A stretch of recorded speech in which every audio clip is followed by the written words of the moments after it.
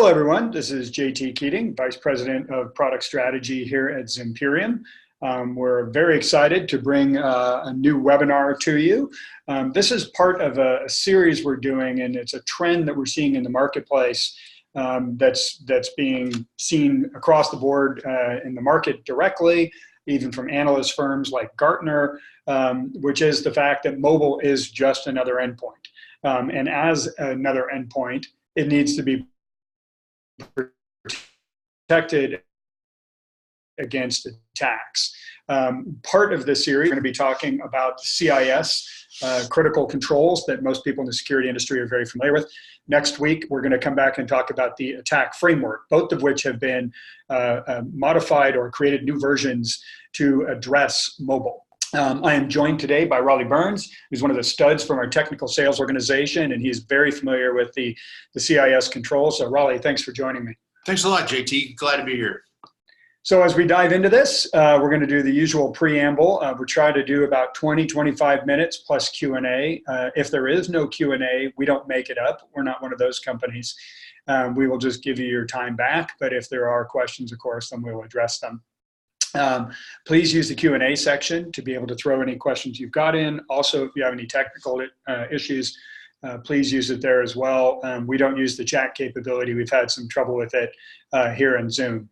So with that, we are going to dive in, and I'll kind of tell you what I'm going to tell you, then we're going to tell you, then we're going to tell you what we told you.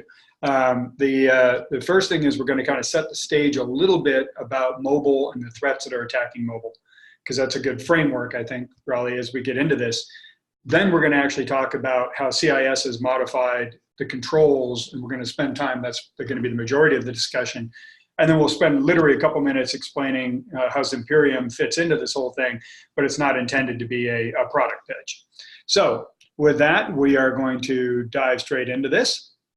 As I mentioned, an endpoint is an endpoint is an endpoint, hence the reason for the entire series.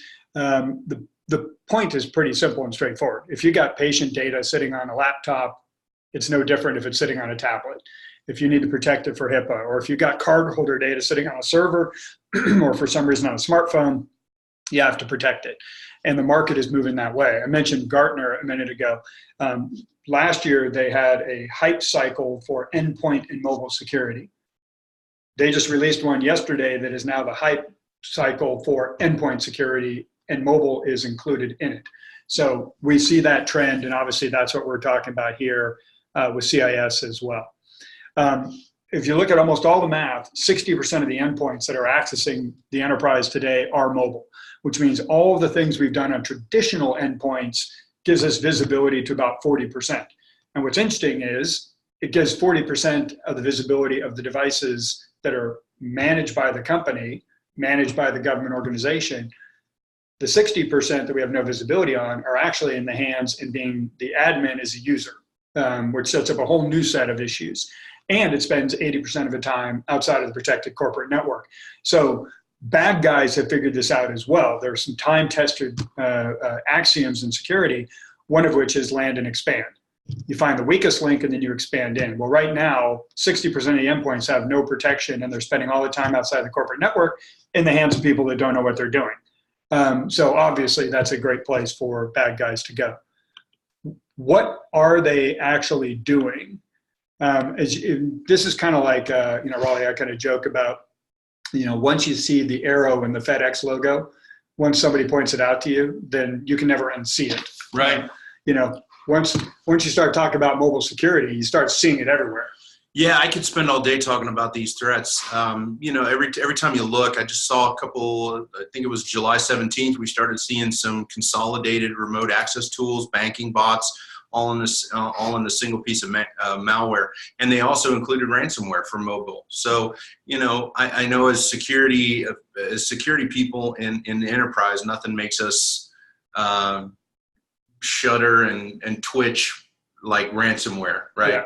Yeah. And to know that that's coming to an unprotected, traditionally largely unprotected attack surface is kind of scary. Yeah, no, I agree completely. And you look at a lot of these guys, and a lot of it just keeps coming out every day. Last quarter we had the WhatsApp vulnerability. We had a whole bunch of things on those lines. So But it is, I think, important. And, you and I talk a lot about this, especially as we turn and start looking at the controls, because the CIS 20 critical controls are an excellent benchmark that we've used forever, an excellent set of kind of, minimum hygiene, almost a Maslow's hierarchy of needs. Do this, do this, do this, do this. But they were largely built on the traditional endpoints with traditional attacks and things on those lines. So I think it's important as we pivot to the mobile part, there's basically 4 major attack vectors. There's malicious apps, phishing, network attacks, and device attacks. I mentioned that one of the time-tested security axioms is land and expand. Another one is persistence. Mm-hmm. The bad guys, for as long as they've been going after devices, once they capture a device, they want to remain persistent as long as possible. Sure. And in mobile, the only way to actually do that is to elevate privileges or compromise the device. You need to get above the containers that apps are in. So all apps are in containers in mobile, which means, and our data bears this out, we just got finished doing the global threat report. If anybody's interested, you can listen to the webinar from last week. The vast majority of malicious apps are untargeted and designed for fraud. Sure. Mobile phishing, real problem. 90% of breaches start with phishing, and 2/3 of emails are read on phishing, but again, generally untargeted. We knew from the very beginning, and we'll talk about this in our solution, that the bad guys are good at what they do, and if they're targeting an enterprise, they're not going to drop an app in the App Store or what they're going to do is they're going to set up a fake Wi-Fi network. They're going to do rogue access point. They're going to do MIDM till they find somebody. So they'll set it up in the coffee shop, for instance, across from XYZ, if that's the company they're targeting or the agency, until they find somebody from that. Then they'll deliver an exploit to be able to be persistent. And our data bears that out, that 90% of the attacks begin with a network attack. Any thoughts on this before we kind of pivot? Yeah, this is really the critical area where we see the divergence from the traditional security, best practices, right? We've always operated under the assumption that our traditional endpoints, they exist on networks that we own, we operate, we control, and largely, network attacks that we see more predominantly on the mobile devices, like man-in-the-middle attacks, ARP poisoning, those types of attacks. We forgot about those long ago on the enterprise side because that was real low-hanging fruit. We control the ingress, the egress, the core. We can put IDS, IPS systems in place and just eliminate those problems from the matrix. But with mobility, we now have valuable assets, both tangible and intangible, floating around on God only knows whose network, right? Mm-hmm. And quite oftentimes that network can be 100% controlled by a malicious attacker. So very unique challenges, right? And that's really the spirit of where the CIS mobility guidelines kind of go, right? Right. No, that's a great point. And then just finishing out the attacker's goals are pretty obvious. They want credentials, phishing, things on those lines. They want the data on the device, as well as the data the device can access when it accesses the corporate network. And the weaponization, you mentioned ransomware. We see Android malware that's floating around that the first thing it does is when it gets on any Wi-Fi network is sniff around to see if there's any devices that are susceptible to WannaCry, for instance. Yeah, land and expand, right? Exactly. And so for these guys to be able to ransack the network, they can use these devices that, again, are walking in and out, and as you said, quite often start off on a network controlled by a bad guy. So with that as a framework now, speaking of frameworks, we're going to pivot and we're going to come over to the critical controls. For those folks that aren't familiar, which I think most people in security are very familiar with the CIS controls, they're basically 20 common controls that, as a general rule, that have followed us around, and they've basically said, if you do these, you should do these, and you're going to basically increase your security posture significantly. Is that a fair paraphrase, or would you kind of add to that in terms of it's the CIS benchmarks first, then we're going to move to the mobile part? Absolutely. It's the foundation for a security program within any enterprise. Perfect. So as we mentioned, they recently came out with a companion guide to the controls, and it's on version 6. There's the link if anybody wants to go look at it. Now, for me personally, and I'd be interested in your take on this, Raleigh, because you've spent a lot of time with it. I give CIS a ton of credit, just like I give MITRE a ton of credit when we talk in the attack surface next week, for recognizing this and moving forward with this. Because obviously they started doing this work before a lot of other people. I mean, last year was actually the pivot point where before last year, most of the the MTD, mobile threat defense solutions, were the projects were being led by mobility. Last year was the tipping point where now it's the endpoint security guys. CIS and MITRE were working on their stuff before that tipping point occurred. So I give them a lot of credit. But I also think that, for instance, with this companion guide, there are some things that we're looking forward to working with these guys on, because there are some things that maybe was built on some thoughts about existing technology when they started writing the companion guide that might not apply here. I mean, what are your thoughts on that? Yeah, certainly. The guide is really written with general guidelines, controls, and then there's descriptions, right? Sometimes if you see any outdated information, it's going to be in those descriptions, right? Where long ago they had a subject matter expert that they contracted to come in and maybe write some descriptions around that particular control, and they added things in. For example, some of the controls in here, they'll specify the use of VPNs, right? Mm-hmm. And 10 years ago, right, on mobility, VPNs were the security control of choice for the enterprise. Nowadays, with app consumption and the power that the processor itself pulls, the batteries are small. VPNs really aren't that efficient. Right. And then you got BYOD. You got some other use cases where you might not necessarily even know that's going to be there. Right. For instance. So rather than actually step everybody through 20 different controls, and you can go look at the document again, especially with the caveats that Raleigh's talking about here. We thought it was more helpful to look at it along the lines of what are the main questions. And so there's basically three main questions that we bucket the things into. And we're going to step through each of these three and just spend a little bit of time on some of the ones we think are more salient to folks.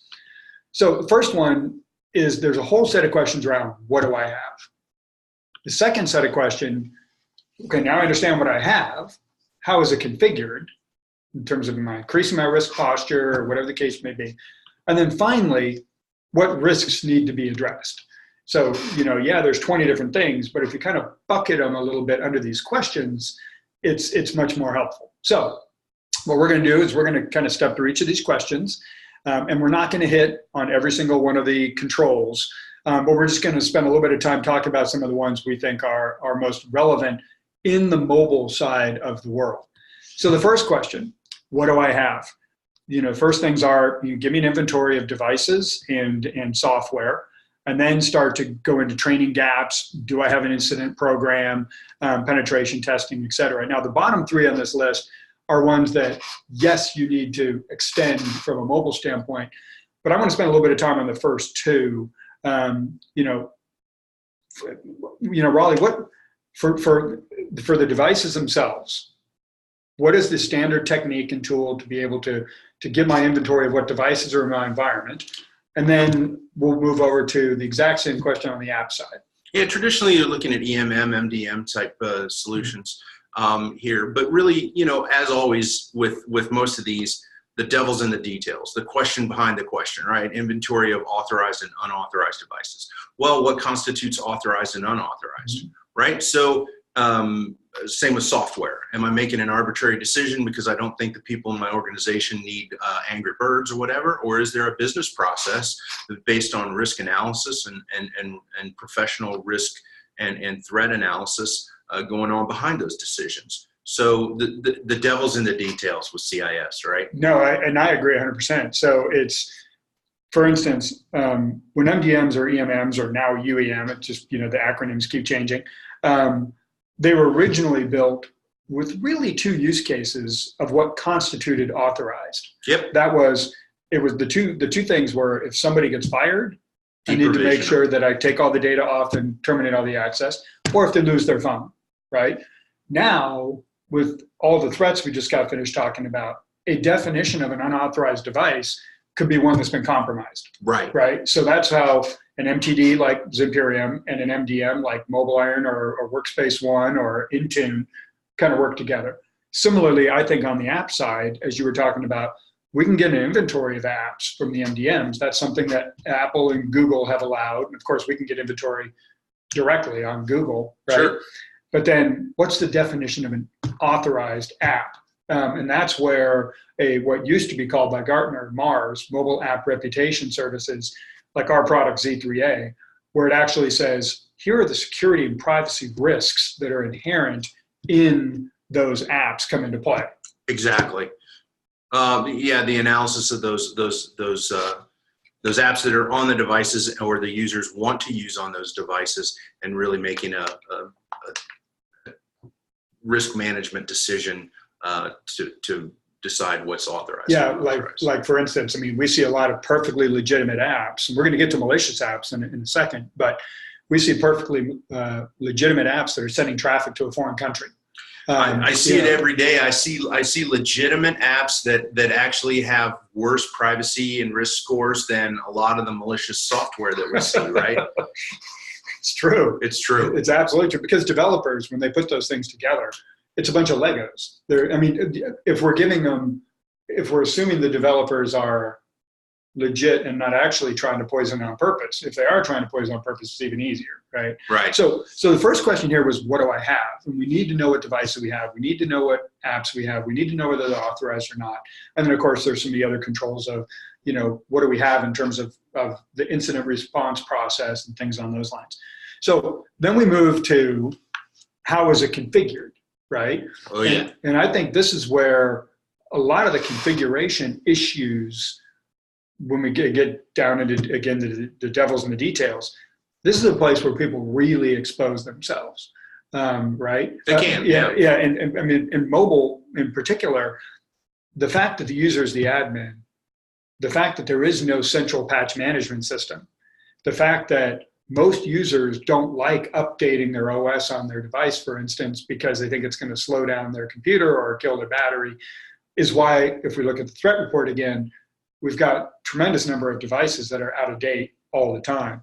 But when you look at this question now of how is it configured from a mobile standpoint in particular, because there are some that are very common across endpoints, are there any that kind of jump out at you that you're like, I really think that people should spend a little bit of time rethinking their process? Yeah, for mobile in particular. Yeah, for most people that I talk to about this, security on the endpoints, the first thing they say is, we got that covered.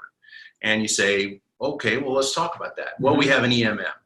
And that you start peeling the onion back, and you find that, to your point, management of patching equates to a rule in an EMM that says, your operating system has to be current version -1 or -2, and it's a rolling rule, right?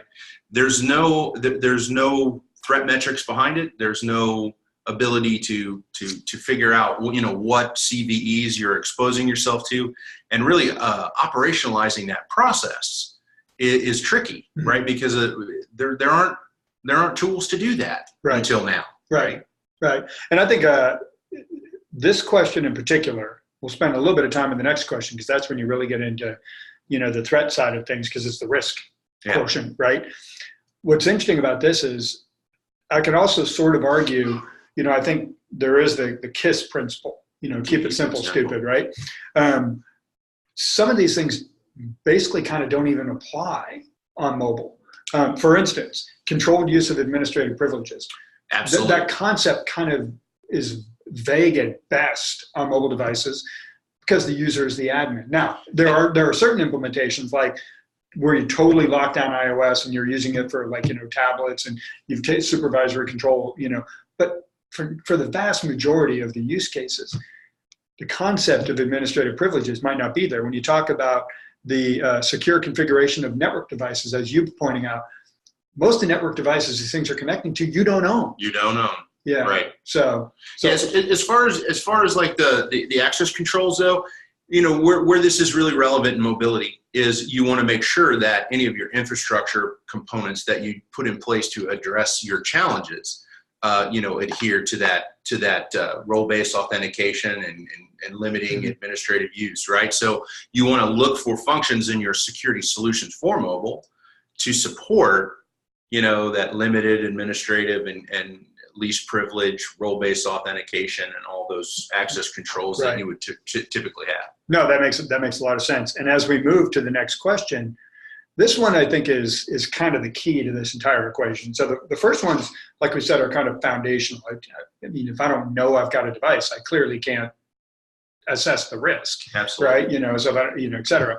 You kind of roll through. This is where it's like, okay, this is where the proverbial rubber hits the road. And again, same question I'll ask you, because you and I both come from the EPP side of the world, the traditional endpoint protection side. We're used to these from that side. What ones kind of pop out and make you go, okay, this is something a little bit different in mobile that we need to make sure we account for? Yeah, really, number 7 is the one that really sticks out, right? Calling it email and web browser protection, I think, is a little dated, right? We're really talking about 443 traffic and 8080 and 80. So we're talking about HTTP traffic and mail type protocols. Now, would phishing fit under number 7? Absolutely. Okay. Right. Phishing, there's also SMS ramifications, right, around your carrier network protection, but all of that lives at the device level, right? And if you don't have some type of control on the device that's validating that web traffic, regardless of whether it's for your Safari browser, your Chrome browser, or it's an app using it, right? You're really exposing yourself to a lot of unnecessary risk. Well, and I think part of the reason I asked the phishing question is we mentioned, 90% of the attacks, according to Verizon, start with a phishing attack. 2/3 of the emails are now read on mobile. One of the things I think is really interesting about the mobile part, again, which is different, largely different from traditional endpoints, users don't distinguish between personal and professional on their mobile devices at all. No. So even if you have phishing protection as a part of your corporate email gateway, for instance, that doesn't protect Gmail. That doesn't protect Yahoo. And so if somebody got phished and maybe an exploit was delivered, that can now jeopardize the corporate side of things. Even more so, right?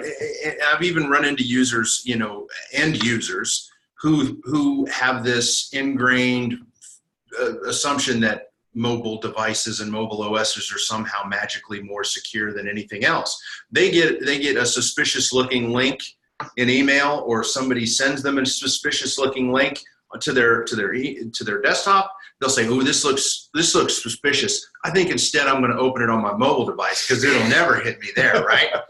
Well, and the fact is, particularly Apple has done such a good job of convincing people that their platform is so safe. Now, again, Global Threat Report last week, Apple put out 185 security patches in the first half of the year, 60% of which were critical.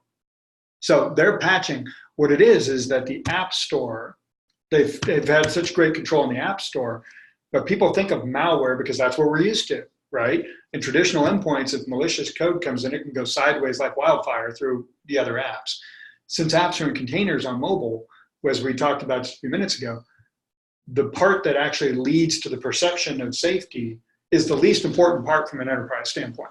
Apple is equally susceptible, iOS is, to phishing, to network attacks, and to device compromise. Matter of fact, I can argue it's easier to compromise them from a device standpoint to elevate access because of malicious profiles. Much easier. So malware defenses, as we were talking about on mobile, again, it's different. And it's different on iOS than it is on Android. From the standpoint of, like, for instance, the majority of the malware we see is on Android, 10 times what we see on iOS. The majority of the malware we see actually comes from third-party app stores. Now, what's interesting about it for me is, side note, again, there's a sidebar in the threat report. The Supreme Court of the United States, about a month and a half ago, ruled against Apple in an antitrust case, saying that the consumers can sue Apple to allow third-party app stores, which basically means one of the huge advantages they've had from the vetting process of the app stores goes away. Yep. So I predict that there's going to be a lot more malware on iOS. But what's kind of similar, what's different about malware protection on mobile than the world that you and I come from? Anything noteworthy? Well, I think yes. So, on endpoint, traditional operating system malware, you didn't really have as much of an issue with good applications going bad, right? Where you have a legitimate version of a piece of software you're using that actually has the developers have become infected at some point with some type of like Xcode Ghost, right? Perfect example. Developer gets infected, their development machine platform gets infected, and without their knowing it, they're inserting malicious code into their Swift apps, right? In their development environment. Those things go to the App Store, they pass vetting, they go right through, right? And then lo and behold, version X.5 of this great new app is infected with malicious software, right? So the concept of good apps going bad is not something we've had to deal with as much on the traditional endpoint side. Right. No, I completely agree. And as we kind of look at it, again, some of these things are very similar. The continuous vulnerability assessment, as you mentioned earlier, whether it's an MDM or somebody like us, because we've got the ability to say, not only, particularly on the Google side of things, you get this version, this device is vulnerable to known exploits because it's behind on its patching. We can also say whether or not you can even upgrade it, because it might have not gone all the way down through the manufacturer. But the ability to actually do the continuous assessment of those vulnerabilities is there. But on mobile, it's a little bit different, because it really is OS level, in the app risks, like you were saying, risks within the apps themselves, et cetera. Boundary defense becomes a very different terminology, because where is the boundary, right? And on mobile, the boundary is like almost non-existent. And as you were talking about, application software security. So again, we only had X amount of time. We wanted to kind of frame this up. We do strongly encourage people to go download the companion guide with the caveats and with some of the concerns we talked about. What I would really suggest is, if anybody's interested, we're more than happy to sit down and actually run through a more detailed view with you online. Just do a Zoom call to kind of go, here's pros, cons, here's the stuff that we think applies, and some recommendations we can make. One of the great things that I love about Zimperium is we are becoming known as the company in the mobile threat space that analysts, customers, reporters come to and say, okay, I need to cut through the crap and kind of give me the real scoop on what's happening here. And we're more than happy to do that with people. So I mentioned, that I'm going to spend just very brief time on the product, especially given time. We want to get to questions. We mentioned that as we move to how does Zimperium kind of solve some of this, 9 out of 10 times the bad guy controls the network on a targeted attack. As a result, we've known something that Gartner and company have now caught up to, which is, and Raleigh's even mentioned this, you need to be on the device, especially since there is no perimeter, especially that, if you're not doing your detection on device. The key part here is, if you're doing all of your detection in the cloud, the bad guy owns the network 9 times out of 10. The first thing he does is cut off access to the cloud. And so with Zimperium, we are the enterprise guys. We've always been the enterprise guys. We've been designed to protect these targeted attacks against them. So we knew from the very beginning you had to do your detection on device. Yeah. So we have machine learning based detection to detect even previously never seen before attacks. For instance, we literally detected thousands of attacks with our on-device machine malware detection in the first half of the year that didn't even show up in VirusTotal. So you need to be able to detect even previously never seen before device network phishing and malicious app attacks. You need to do your detection on device. We have one engine that does that. It is actually, and it's important, trained up in the lab, but the detection is done on device. So we don't do machine learning on the device, because that would use a lot of processing power. We use the right tool for the right job.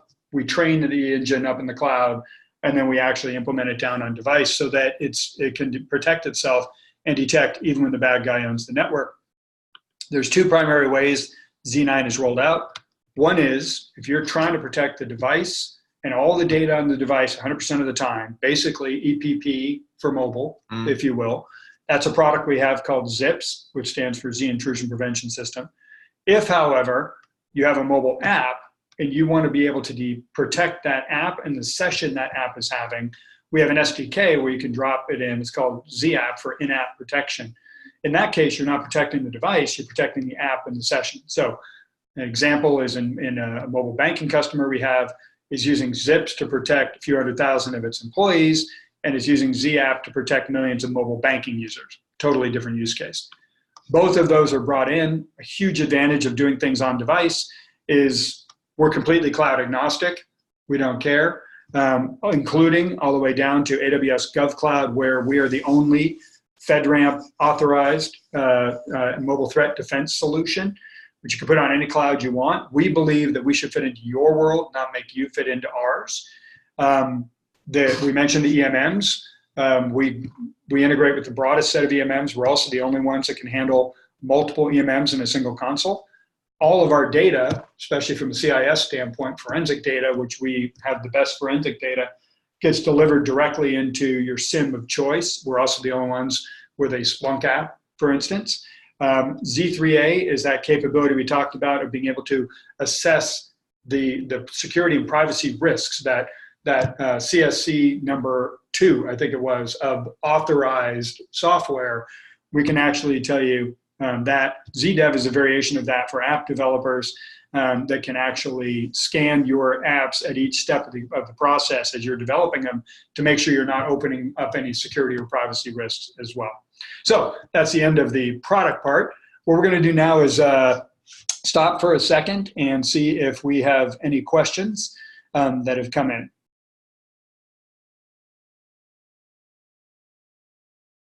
Well, I don't see any. What I'd like to do is I'd like to thank Raleigh again. Man, it's been a lot of fun. We should do this again. Matter of fact, we're going to do this again, whether you want to or not.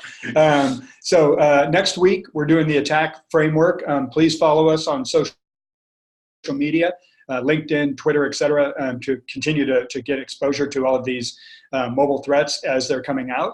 And with that, I would like to thank everybody for giving us your time. And if you're local here, you can go grab yourself a breakfast taco, or if you're on the East Coast, go grab yourself a hamburger or whatever the case may be, or grab yourself a drink if you're out on Europe someplace. So I'd like to thank everybody, and especially thank you, Raleigh. Thank you for joining me. No, thank you. It was a pleasure. Thank you all. Have a great day.